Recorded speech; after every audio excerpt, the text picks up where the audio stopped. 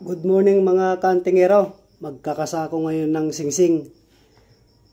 Alas 2 ang basbas niya. Ito ho. Mga singsing na ikakasako mga kantingero.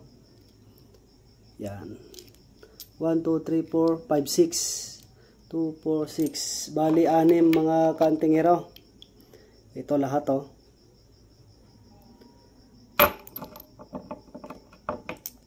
Yan po. Yung mga isasalpak ko dito sa loob niya, kantingero, pandigma. Ito po, buhok po na gumagalaw. Hindi kasi ganong makita, kantingero eh. Yan po. Yan po. Yung mga iba kasi, kantingero, kulay brown. Hindi naman po buhok yun, mga kantingero, yung kulay brown. Ito po, oh, buhok na buhok po yan, oh. Oh. Buhok na buhok po, kantingero. Yan. Oh. Yan po.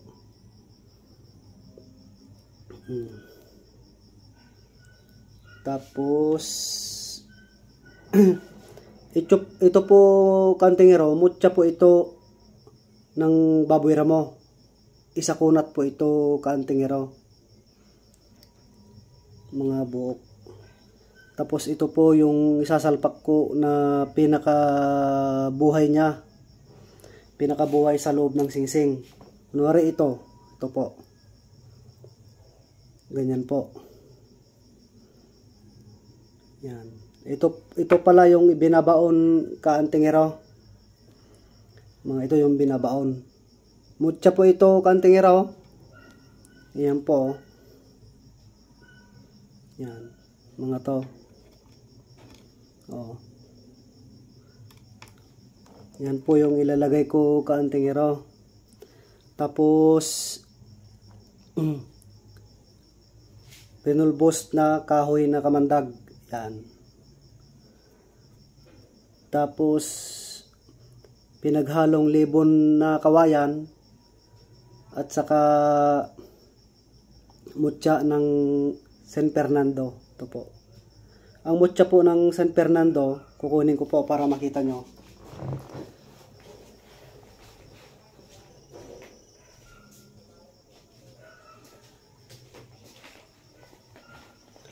Ito po yon. Mutya po ng San Fernando. Yan po. Pinulbos po kantingero. Tapos ito.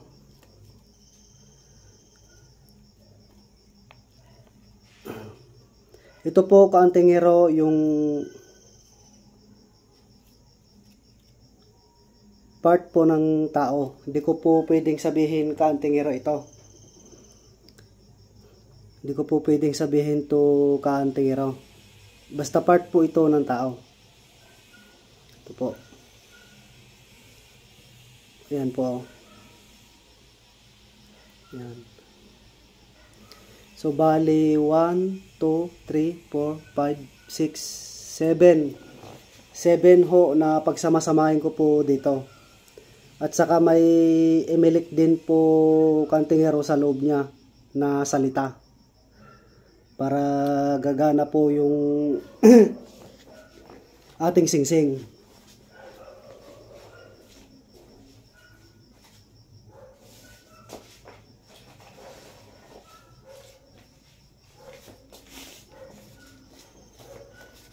Para gagana po ang ating singsing kantingero. Sa sinasabi sa karamihan ay pangpandar. Pangpandar daw.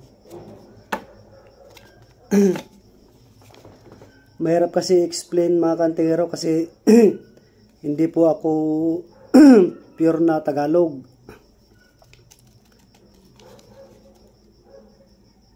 Halo po ang salita ko kantingero. Kaya hindi ko po ma-explain masyado yung mga mga kahulugan niya. Kahulugan. The same lang po ito ang isasalpak ko dito kantingero, tong mga singsing ko. Kumbate ito, general kumbate po ito ang mga laban niya kantingero. Wag man lang sana may babad sa tubig.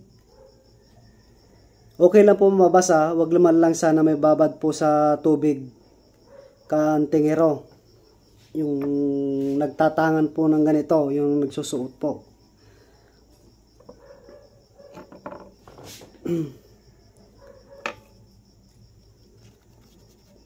Ito po kantingero pala, gumagalaw po ito, gumagalaw. Kung ito po ay hindi na po gumalaw, tapos puputok po na siya, kunwari buo na po ito, naisalpak na, tapos puputok po kantingero, pamalit buhay mo na yon. Ibig sabihin, ang buhay mo ay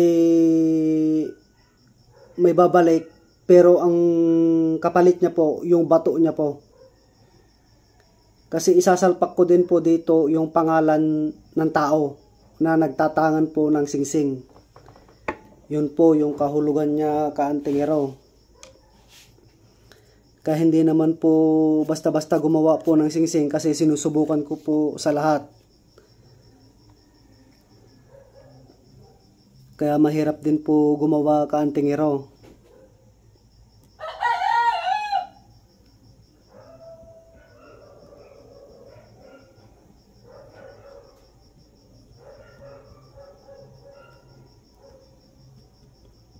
Kaya yung mga nagtatangan po ng singsing, kusa po naglalabas po ng aura niya itong singsing na gawa ko.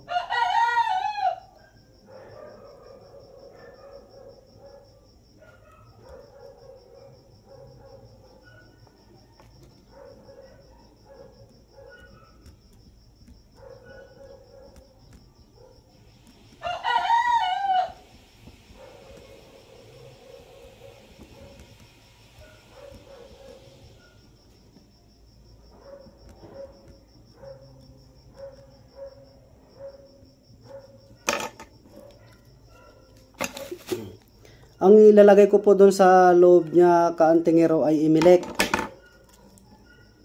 Katulad po ito. Kung ano pong laman niya dito sa loob niya kantingero, ganun din po yung nagtatangan ng ganito, ibibigyan ko po din nung ganito. Pwede naman po hindi niya gamitin, pwede niyang gamitin, ganun po yon. Pero sa akin kasi kantingero, marami kasing naisalpak dito sa loob niya. Kaya lahat po ginagamit ko po yon sa kumbate. Yan. Ganun po ako maglagay kantingero kasi gawa ng mapapasubo lang po yung nagtatangan or naghahawak po ng singsing.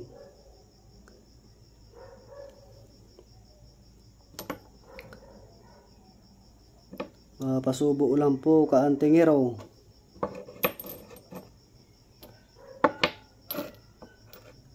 Kaya ayaw ko naman po madihado po yung nagtatangan.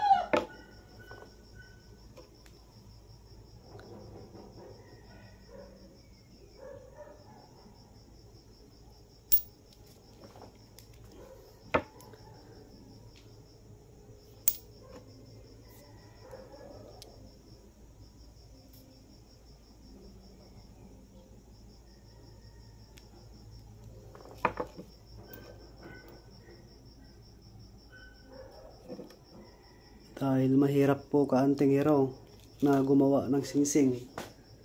Hindi naman po basta-basta kantingero gumawa po ng singsing kasi isineset po maigi.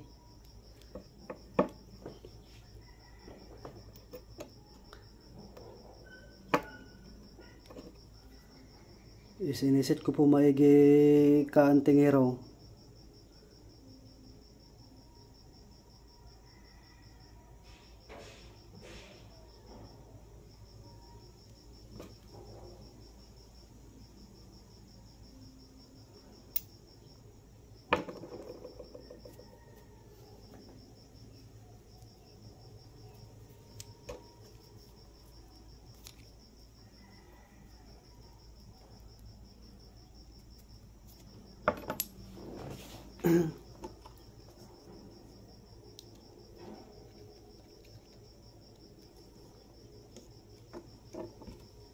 Ito po yung mutya niya, kantingero. Gumagalaw po ito mga kantingero. Puti lang kasi hindi nyo makita kasi. Ayan po.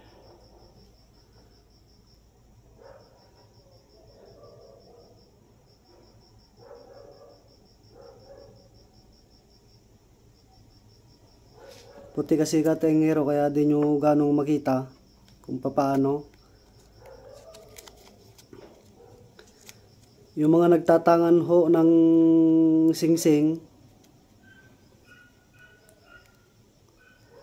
na pinagawa po sa akin, ingatan nyo po yan kasi ang hirap po gumawa.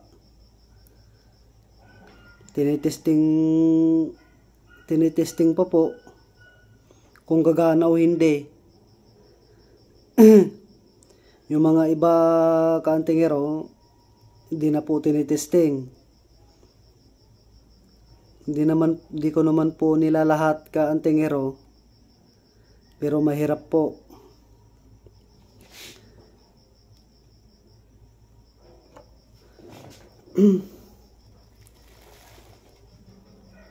May nakita akong nagtatangan din po ng singsing. May nakita din po ako kantingero yung nagtatangan po ng singsing. Maganda po yung pagkakasa niya.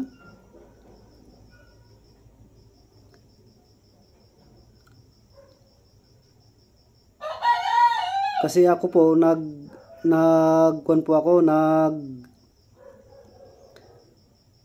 nagbabasa po. Kung di nyo po alam ay binabasa ko po ang isipan ng tao. Mahirap lang po magsalita, magsabi-sabi kantingero. Ang nasa loob po ng katawan ko po ay 7 mutya po. Yun po yung pinalunok po sa akin ng babaylan at saka yung lolo po namin. Namatay po yung lolo namin kantingero, 136. Tapos yung babaylan na pinalunok po sa akin. Ay mga kantingero, mga lods, huwag nyo pong kalimutan na mag-subscribe and like and share ang aking YouTube channel para mantabayanan nyo po yung bago ko pong upload ulit. Good morning po sa inyo. Ingat po kayo dyan mga kantingero.